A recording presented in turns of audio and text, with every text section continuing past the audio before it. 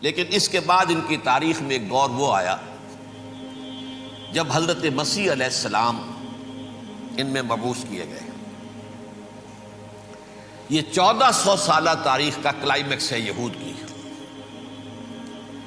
جب کتاب انہیں دی گئی تھی تورات حضرت موسیٰ کے ذریعے، وہ 1400 قبل مسیح کا واقعہ ہے۔ اس وقت سے لے کر اللہ کا وہ فضل ان پر ہوا کہ کوئی ایک لمحہ ایسا نہیں آیا 1400 برس میں کہ ان کے ہاں کوئی نہ کوئی نبی موجود نہ۔ یہ تار ٹوٹا ہی نہیں، 2 سے شروع ہوا، موسیٰ ہارون علیہ السلام، اور 1400 برس کے بعد پھر آخری 2 ہیں، عیسیٰ اور یحییٰ علیہ السلام، یوں سمجھ لیجئے۔ اور اس کے درمیان یہ تار ہے، اور اس تار میں کوئی ایک لمحہ ایسا نہیں آیا کہ کوئی نبی موجود ہو۔ اس میں اتار چڑھاؤ بہت سے آئے ہیں، اس کا وہ میرا موضوع نہیں ہے اس وقت۔ قبل مسیح کی تاریخ جو ہے وہ میرا موضوع نہیں ہے۔ قرآن مجید میں سورہ بنی اسرائیل کے پہلے رکوع میں اس کا تذکرہ موجود ہے۔ وَقَضَيْنَا إِلَىٰ بَنِي إِسْرَائِيلَ فِي الْكِتَابِ لَتُفْسِدُنَّ فِي الْأَرْضِ مَرَّتَيْنِ وَلَتَعْلُنَّ عُلُوًّا كَبِيرًا، 2 مرتبہ ان پر عذاب کے کوڑے برسے، پہلے اشوریوں کے ذریعے سے جو شامی تھے، سیرینز اشوری کہلاتے ہیں، پھر بابلیوں کے ذریعے سے یعنی عراقیوں کے ذریعے سے، بیبیلونیا نام تھا عراق کا پہلے، ان پر بہت بڑی بڑی تباہیاں آئیں، اللہ تعالیٰ کی طرف سے عذاب آئے۔ اس کے بعد پھر دوسرے دور میں دوسرا اقتدار کا دور آیا، خربستیاں بڑھ گئیں، تو پہلے گریکس کے ذریعے سے، یونانیوں کے ذریعے سے، اور پھر رومیوں کے ذریعے سے انہیں پسوایا گیا۔ یہ دور گزر چکے تھے ان پر، 2 عروج کے دور اور 2 زوال کے دور۔ میری چھوٹی سی کتاب ہے تنظیم اسلامی کا تاریخی پس منظر، 6-7 روپے کی ہوگی، اس کو آپ دیکھیں گے تو اس میں اس کا پورا نقشہ آپ کو مل جائے گا۔ ویسے تو یہ کہ میری جو ذرا بڑی کتاب ہے سابقہ اور موجودہ مسلمان امتوں کا ماضی، حال اور مستقبل، اس میں میں نے ان معاملات پر بڑی تفصیل سے بحث کی ہے۔ بہرحال یہ جو دور تھا ان کا 1400 سالہ، وہ اونچ نیچ سے ہوتا ہوا جب آیا ہے حضرت مسیح کی بعثت پر، تو ان کی شرارت کی انتہا یہ ہو گئی کہ اللہ تعالیٰ نے مسیح کو رسول بنا کر بھیجا، رسولاً الی بنی اسرائیل۔ حضرت موسیٰ اور حضرت عیسیٰ کے درمیان رسول کوئی نہیں ہے، سب نبی ہیں۔ حضرت موسیٰ رسول تھے اور حضرت عیسیٰ رسول ہیں، درمیان میں داؤد ہو، سلیمان ہو، یشعیاہ ہو، زکریا ہو، یہ سب نبی ہیں، یحییٰ نبی ہیں، رسول نہیں ہے۔ لہذا وہ شہید کر دیے گئے، رسول شہید نہیں ہو سکتا، قتل نہیں ہو سکتا۔ لیکن عیسیٰ اور موسیٰ کے درمیان 1400 برس ان کے جو ہیں، اس کا کلائمیکس ہے حضرت مسیح علیہ السلام کی بعثت، اور حضرت مسیح علیہ السلام کو جسے اللہ نے اپنی روح قرار دیا، روح منہ، کلمتہ القاہا الی مریم، اللہ کا کلمہ، عظیم ترین معجزات۔ انہوں نے کیا کہا؟ یہ ولد الزنا ہے، حرام زادہ ہے، معاذ اللہ، نقل کفر نہ باشد، یہ جادوگر ہے، یہ مرتد ہے، یہ واجب القتل ہے۔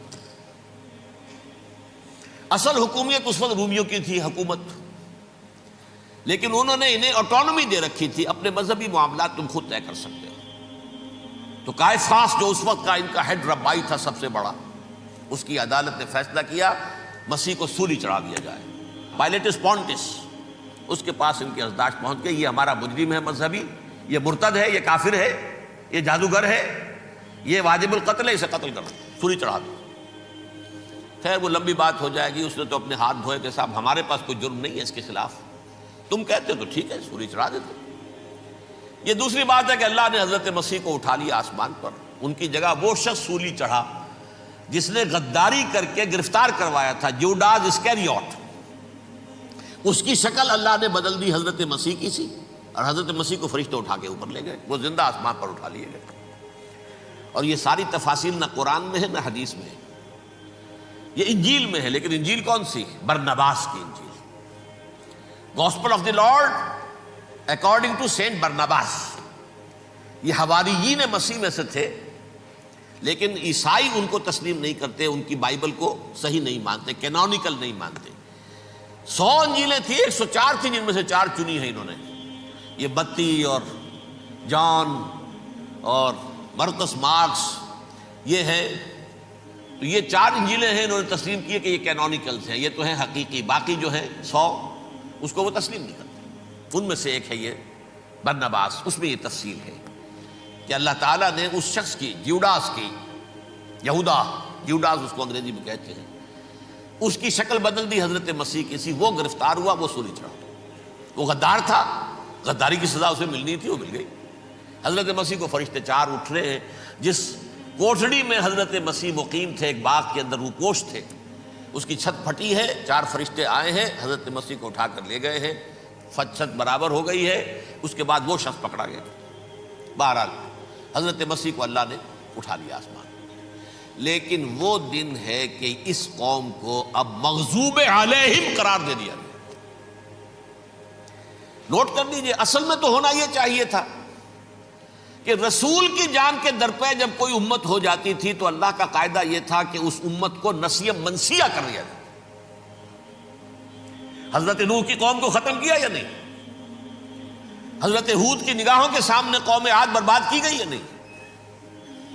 حضرت صالح کی نگاہوں کے سامنے قوم سمود برباد ہوئی، یہ اللہ کا قاعدہ رہا۔ سدوم اور عمورہ کی بستیاں حضرت لوط علیہ السلام جہاں بھیجے گئے، مدین کا علاقہ جہاں حضرت شعیب بھیجے گئے، اہل فرعون جن کی طرف موسیٰ کو بھیجا گیا، سب ہلاک کر دیے گئے۔ کیونکہ رسولوں کے بارے میں اللہ کا نبیوں کے بارے میں یہ بات نہیں ہے۔ نبی آیا، اس نے دعوت دی، جس نے مان لیا اچھا کیا، اپنے لیے اچھا کیا، نہیں مانا اس کی اپنی جو ہے عاقبت برباد ہو گئی۔ دنیا میں کوئی فیصلہ اس کا نہیں ہوتا، لیکن رسولوں کا معاملہ یہ ہوتا ہے کہ دنیا میں وہ اللہ کی عدالت بن کر آتے ہیں، مانو گے تو بچو گے، نہیں مانو گے ہلاک ہو جاؤ۔ تو اس اعتبار سے وہ مستحق تو ہو چکے تھے اس کے کہ انہیں ہلاک کر دیا جائے۔ اب اللہ کی کوئی خصوصی مشیت ہے، اس میں کیا حکمت ہے، وہ ہے ایک حکمت، میں بعد میں اگر وقت ہوا تو بتاؤں گا۔ فیصلہ یہ کیا اللہ نے کہ حضرت مسیح کو تو اٹھا لیا زندہ، اور ان کی رسی ابھی مزید دراز کر دی، کہ ان کو ابھی مہلت دے دی کہ تمہیں آخری استیصال، جس کو عذاب اکبر کہتا ہے قرآن، سورہ سجدہ جو حضور ہر جمعے کی پہلی رکعت میں فجر میں پڑھتے تھے، وَلَنُذِيقَنَّهُم مِّنَ الْعَذَابِ الْأَدْنَىٰ دُونَ الْعَذَابِ الْأَكْبَرِ لَعَلَّهُمْ يَرْجِعُونَ۔ چھوٹے چھوٹے عذاب اور ایک بڑا عذاب، جبکہ قوم بالکل برباد، نسیم منسیہ، کأن لم یغنوا فیہا، ایسے ہو جائیں جیسے کوئی تھے ہی نہیں آبادیاں، لا یرا الا مساکنہم، اب ان کے مسکن نظر آتے، مکین نظر نہیں آتے۔ یہ عذاب اکبر جو ہے وہ ان پر نہیں آیا، حالانکہ وہ مستحق ہو گئے تھے اسی وقت۔ اس کو یوں سمجھیے کہ کسی شخص کو پھانسی کا حکم تو ہو جائے، ایگزیکیوشن نہیں ہوتا ہے، کئی سال گزر جاتے ہیں پڑے ہوئے، اور معاملات جو ہیں وہ چلتے رہتے ہیں۔ یہ معاملہ ہوا اس کے ساتھ، ورنہ یہ مستحق ہو چکے تھے آخری بربادی تباہی کے، عذاب استیصال، جڑ سے کاٹ دینے والا عذاب، وہ آ سکتا تھا ان پر اسی وقت، لیکن اللہ نے ان کی مہلت دراز کی ہے۔ لیکن اس کے بعد اللہ نے ان کو ایک اور موقع دیا۔ 600 برس بعد حضرت مسیح کے محمد الرسول اللہ صلی اللہ علیہ وسلم کی بعثت ہوئی، اور یہ میں سمجھتا ہوں کہ اس قوم پر اللہ کا اتنا بڑا فضل تھا، اتنا بڑا فضل تھا، اتنا بڑا فضل تھا۔ اب پھر ایک موقع دیا، عسیٰ ربکم ان یرحمکم وان عدتم عدنا، دیکھو اب بھی تمہیں ہم ایک موقع دے رہے ہیں، تمہارا رب تمہارے اوپر اب بھی فضل کرنے کو تیار ہے، رحم فرمانے کو تیار ہے۔ ان ھذا القرآن یہدی للتی ہی اقوم، اس قرآن کے سائے میں آ جاؤ، یہ شاہدرا ہے ہدایت میں آنے کا، اس میں داخل ہو جاؤ، محمد کی تصدیق کرو صلی اللہ علیہ وسلم، دامن محمدی میں آ جاؤ، اب بھی ہم تمہارے گناہ بخش دیں۔ لیکن نہیں، اس قوم نے حضرت محمد صلی اللہ علیہ وسلم کی دشمنی کی کمر کس لی، اور اب یوں سمجھیے اس تاریخ سے لے کر آج تک یہ گٹھ جوڑ ہے۔ ظاہر بات ہے کہ ابلیس کا بھی اصل دشمن اب کون ہے، یا ہدف کون ہے، ٹارگٹ کون ہے؟ جنہوں نے محمد کو نہیں مانا صلی اللہ، وہ تو ہے ہی جہنمی، ان پر کوئی اور محنت کرنے کی ضرورت کیا ہے؟ سمجھ گئے میری بات؟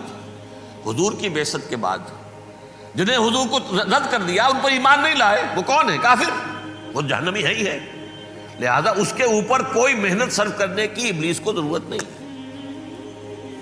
اس کا اصل ٹارگٹ امت محمد ہے صلی اللہ علیہ وسلم۔ وہ ساری نوع انسانی کی دشمنی اب آ کر مرکوز ہو گئی ہے امت محمد صلی اللہ علیہ وسلم کی دشمنی پر. اور اسی طرح یہود کا معاملہ، اگرچہ ویسے پوری نوع انسانی کے دشمن ہیں، انہیں حیوان سمجھتے ہیں، ان کی جان مال اپنے لیے مباح سمجھتے ہیں، جس طرح چاہیں لوٹے کھسوٹے کھائیں پیے انہیں، لیکن اب ان کی بھی دشمنی کا سب سے بڑا مرکز امت محمد. کیوں؟ وہی تکبر اور حسد، وہی بیماریاں. انہیں تکبر یہ ہو گیا تھا کہ 2000 سال سے یہ نبوت ہماری میراث، ہماری جاگیر. بنو اسرائیل کے اندر سینکڑوں نبی آئے، 3 کتابیں اللہ نے ہمیں عطا کی. یہ کہاں سے آ گیا محمد صلی اللہ علیہ وسلم؟ معاذ اللہ ثم معاذ اللہ. یہ امیین میں سے، یہ جنٹائز میں سے، یہ گوئنز میں سے، یہ حقیر ان پڑھ. کہاں ہم، کہاں یہ نہیں تسلیم کریں گے. حالانکہ قرآن کہتا ہے یعرفونہ کما یعرفون ابناہم. ان کے علماء ایسے پہچانتے تھے حضور کو جیسے اپنے بیٹوں کو پہچانتے ہیں کہ یہ آخری نبی ہے. لیکن تکبر اور حسد کی آگ میں جل اٹھے. اب ان کے بھی دشمنی کس سے ہے؟ محمد اور امت محمد صلی اللہ علیہ وسلم. یہ گٹھ جوڑ ہے. اب دیکھیے، یہ ہے میری گفتگو کا اب تک کی گفتگو کا حاصل، یہ گٹھ جوڑ.